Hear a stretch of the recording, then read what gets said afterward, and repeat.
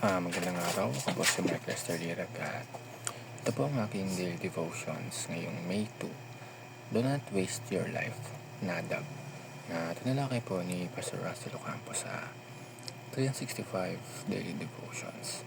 Ang Bible verse ngayong araw ay galing sa 1 Kings chapter 15, verse 25 to 31.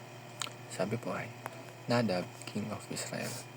Nadab, son of Jeroboam, became king of Israel in the second year of Asa, king of Judah, and he reigned over Israel 2 years. He did evil in the eyes of the Lord, following the ways of his father, and committing the same sin his father had caused Israel to commit.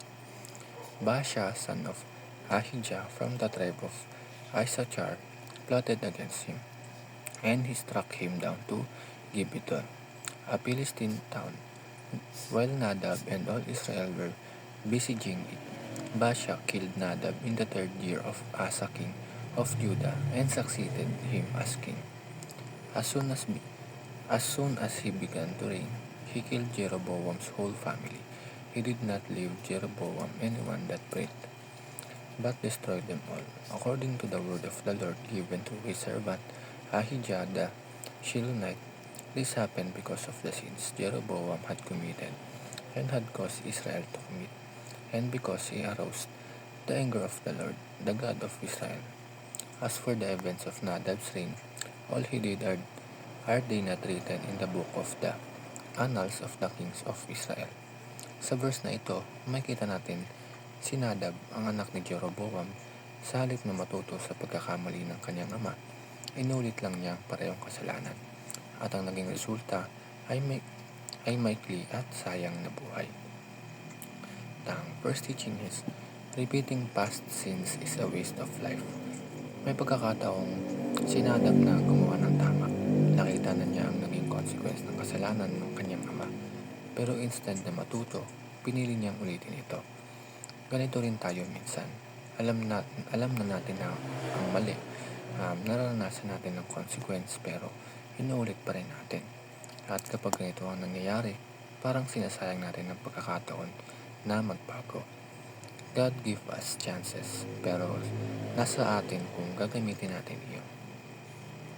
Ang second, unrepented sin becomes a continuing legacy. Ang kasalanan ni Jeroboam ay hindi lang natapos sa kanya, naipasa ito kay Nadab. Ibig sabihin, ang hindi natin inaayos ngayon ay pwedeng makaapekto sa future. Hindi lang sa atin, kundi sa iba. Ganito rin sa buhay natin.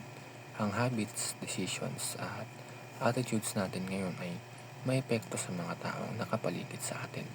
Kaya mahalaga ang repentance, hindi lang para sa sarili natin, kundi para maputol ang cycle ng kasalanan. Ang last teaching, God's judgment is certain and precise. Sa huli, dumating ang judgment kay Nadab. Hindi ito random, hindi ito aksidente. Ito ay resulta ng kanyang choices. Pinapakita nito na ang Diyos ay makatarungan. Hindi niya pinahayaan ang kasalanan na walang consequence. Pero kasabay nito, binigyan niya tayo ng pagkakataon na magbago. Bago pa dumating ang judgment. Ang devotion na ito ay paalala na ang buhay ay mahalaga at hindi ito dapat sayangin sa paulit-ulit na pagkakamali. Ngayong araw, tanungin natin ang sarili natin. May mga bagay ba sa buhay ko na inuulit ko kahit alam kong mali? At kung meron man, ngayon ang tamang panahon para magbago. Dahil ang tunay na wisdom ay hindi lang sa pag-alam ng tama, kundi sa pag-iwas sa mali at sa pagpili ng bagong direksyon. Yun lamang.